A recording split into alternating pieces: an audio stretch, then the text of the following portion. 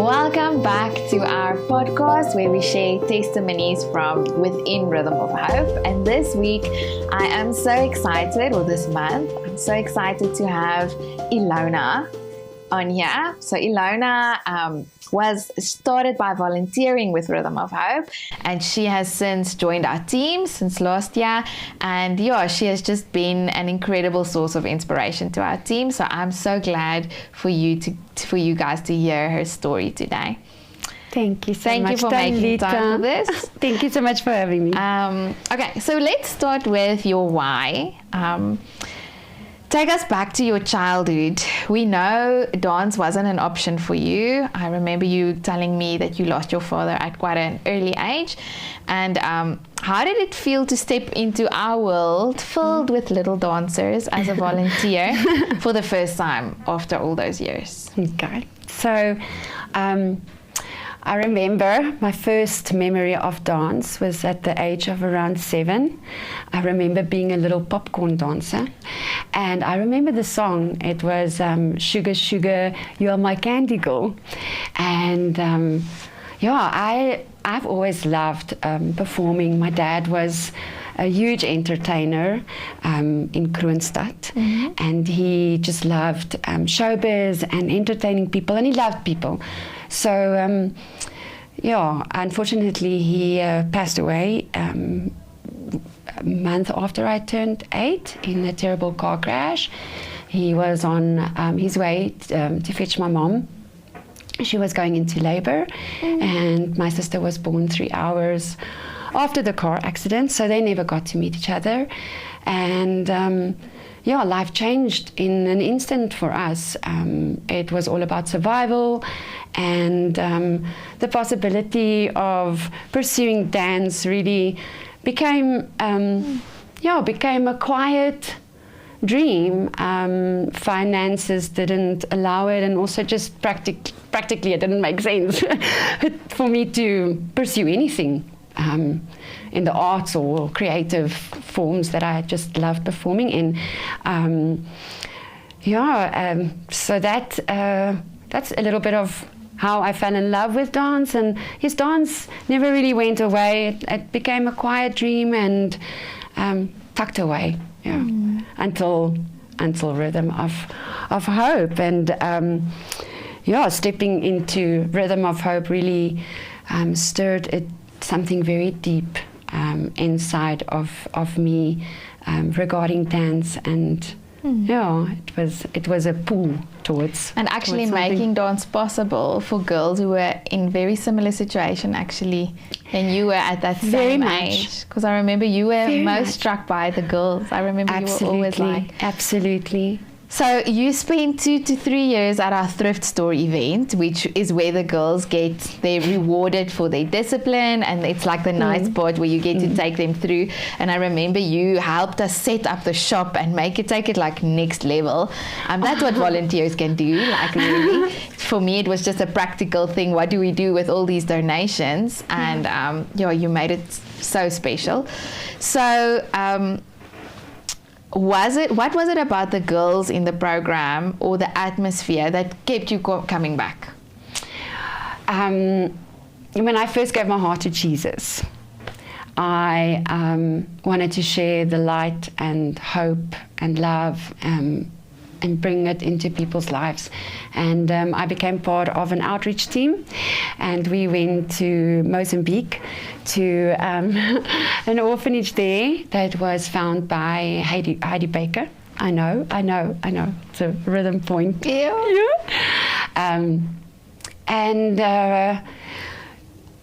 That experience marked me in a completely different way. I lost my heart for Africa. I lost my heart especially for little children who was just given or dealt this unfair hand in life, and yet the joy and that experience, that just the joy and light that I was bringing or wanting to bring, and what I was just getting back in return was profound. So once again, with Rhythm of Hope, and especially the outreach program came about, I could feel another call resonate inside of me. And that was, I know. That's amazing. I know. I know. Okay. Wow. Okay, so you wear many hats now. So you're not a volunteer anymore. You manage our costume room, and you also work quite closely with the bursary moms with our With Joy gift box program, and you help pack the boxes and the logistics of all of this. Is there a specific moment while packing the boxes with those moms that stands out to you after all those years? Yes, there are two moments that really stand out for me. I think the initial volunteering day when I started volunteering for the gift boxes and meeting the moms of the girls, and just being surrounded by, when I met them, just being surrounded by so much warmth and sincerity, and I could just relax and be safe. It really felt amazing to be around them. And what impacted me is that these were women that were providing and working towards their daughters' programs and their dreams. And these were women that were the same as me. We were similar ages. We were facing difficulties. I was facing a very difficult time at that moment, still am. But yes, just being met in a place where I could be vulnerable and just be amongst God-fearing, God-loving women, strong women, like really strong women. And then the second was steering. This was very profound and precious for me. In a pivotal moment, Utilia, who is also one of the bursary students' moms, we love to do worship together, and we had fellowship, and it was a very vulnerable time for me. I just had a car accident, and there was a lot of things that was going on in my heart. And during worship, I completely broke down. I literally cried like a baby, and I was so exposed, and I felt like, oh Lord, how could you do this to me? I'm about to become or step into this leader position with these moms, and he puts me on the ground. And afterwards, I felt so exposed and naked and really unsure of the whole experience of what I was in this intimacy, because it was really it was an intimate moment with God, but in front of everyone. And afterwards, when everything settled down and we had the opportunity to just pray for one another, Utilia shared with me that in that moment when I was breaking down, she actually turned her heart towards God, and she asked him, well, why am I crying so much? And she shared something very, very profound with me, and I knew it was God. Yeah. I knew the words were what he was sharing with me in the season over the holidays.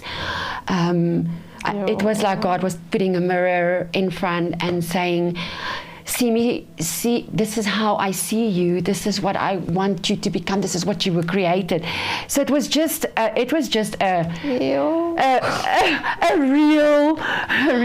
real moment. Yeah. Ew. So that's a stood out moment for 2026. That's ladies coming together. That is just ladies coming together and allowing the Holy Spirit to do what he can do. Yeah. And her daughter has that same. On our Eswatini outreach, she also God showed her. She has this gift of wisdom or the gift of knowledge. I'm not sure which one. It's incredible. I'm actually full of goosebumps right now just thinking of it. Ew. Because it was. No, that's amazing. I didn't expect that. I know. I was going to surprise you in this one. Okay, so this year you finally stepped onto the dance floor yourself. After all of those years, you joined our adult ballet class with Larissa. And what was that first lesson like for you physically and emotionally? It was very confronting. Ballet is I call it a refined art. Acquired taste. That really takes a lot of discipline and flexibility, and yes, but it was very confronting, but it was really very exciting as well. I was obviously challenged with a lot of insecurities. I'm not a young girl anymore. You challenged with flexibility. You challenged with remembering steps. You are so you are faced with an insecurity that you didn't have when you were little. You don't necessarily think if you're good enough, if you look the part.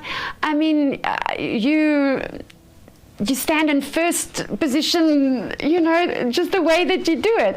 So, but yes, it was a decision for me in that moment to either pull back or stay. And I decided to stay. I decided to allow myself to be a beginner and to,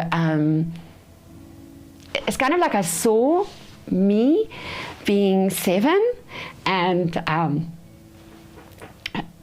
her saying to me that I know that you can do this, and I believe in you, and this is beautiful. And it was really, it was a very special moment just to be in this space with the Lord, and just with myself as well, and with my little self. Yeah. Okay. Yeah. And as adults, we don't want to be beginners. Hey, No. You leave that stuff for kids. No, we give up. So many people look at me and ballet, adult ballet.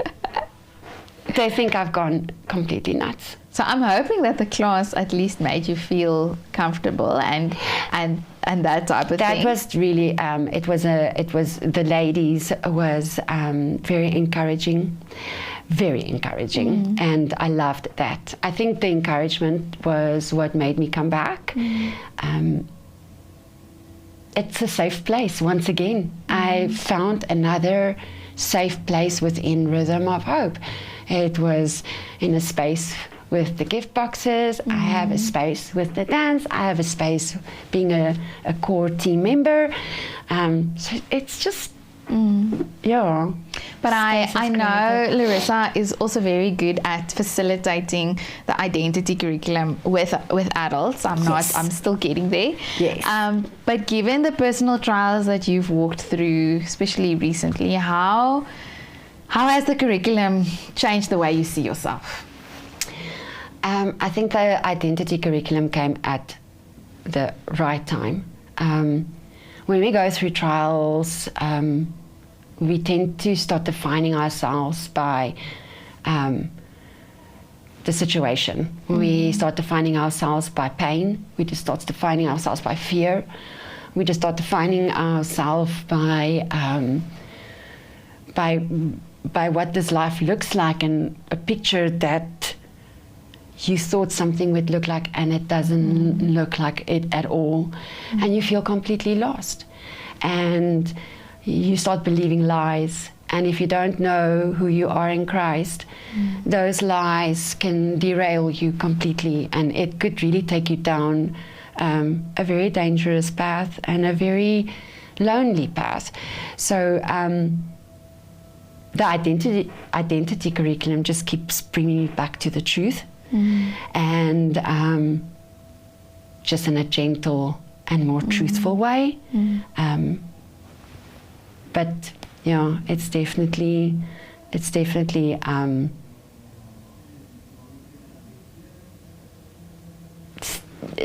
it's changing. It's a process. It's easier said than done. It's like looking at yourself from various aspects. My worth, my belonging, are there any lies that Very, very much. And also what I found with the identity curriculum, every time we are busy with a specific theme, God zones in on that identity. Like specifically now is valuable. We're still busy with valuable. And it is, I think, valuable for me has been an incredibly difficult part of identity to to accept that I am valuable, and yeah. You okay?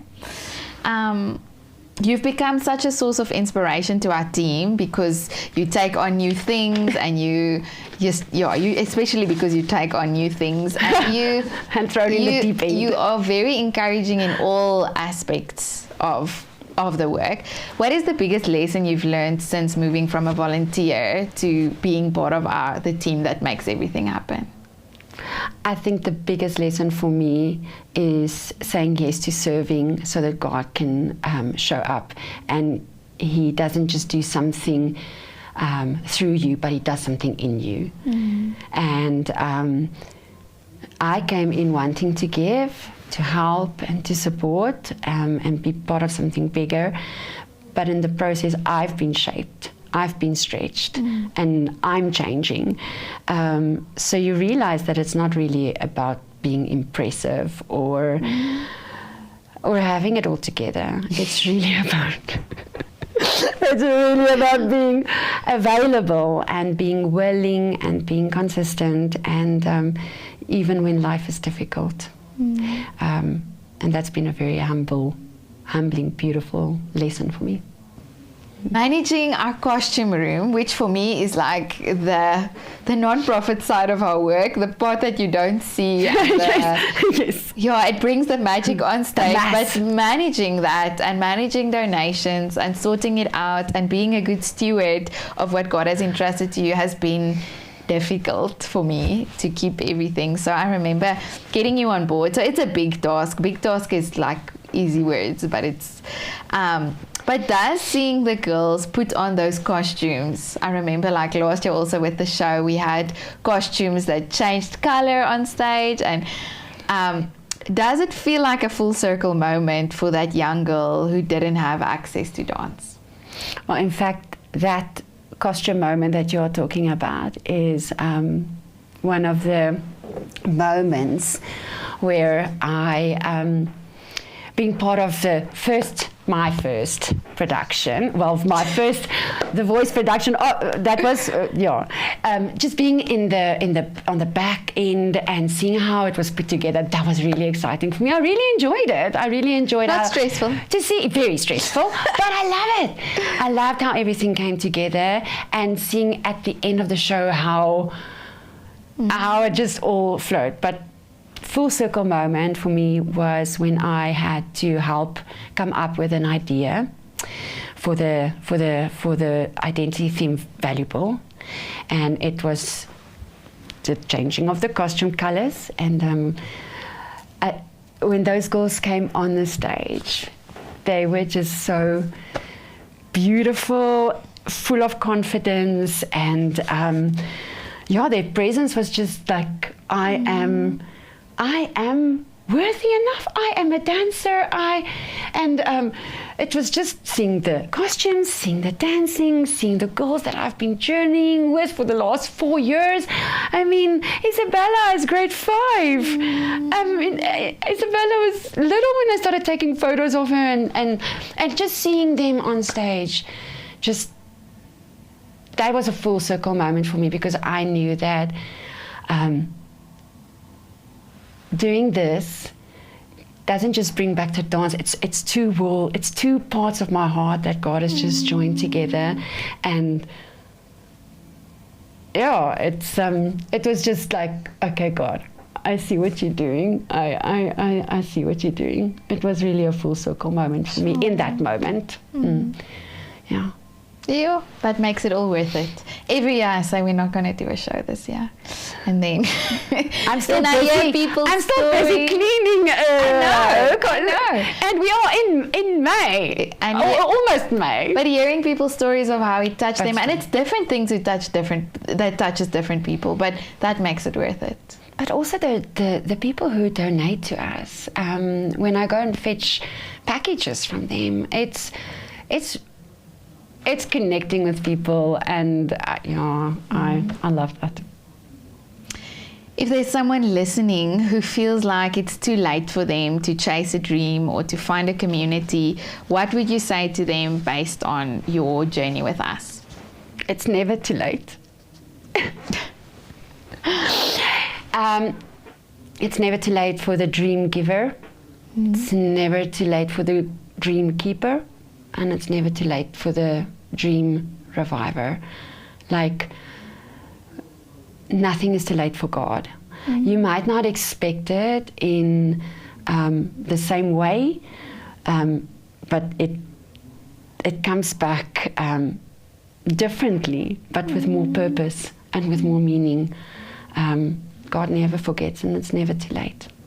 And just in terms of your story, I'm so, like, if I had met you earlier, I don't think, I keep discovering aspects of experience that you've worked in. Like, I feel like God is even in the timelines. So when you were volunteering with us, he was busy with something, and then he opened the door at the right time.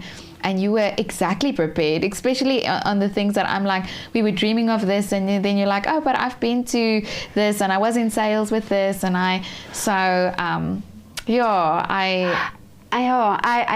do feel what you're saying. I feel the same. It's I even look back at my life, and I can see how God is using everything that I have, even tangible things, and creative things, and experience, just my whole story, my whole timeline of my life. There is an element that he brings in, and that he's saying that Rhythm of Hope was part of my story. It's always been part of my story. Yeah, and he even used like pain in your life, like that not being able to dance. It's our choice. It's our choice if we want to use the pain. And I want to use the pain for him. I want to cry and feel for him. And if you know what I'm saying. I think a quote that comes up is there's it's by Paul Manwaring, but it says, he wastes nothing, he gets us ready. Exactly. And I think that for me sums up he wastes your nothing story. No. And I think that is for me the essence of my story, because we feel that our parts are wasted, and we are second-hand goods in a way.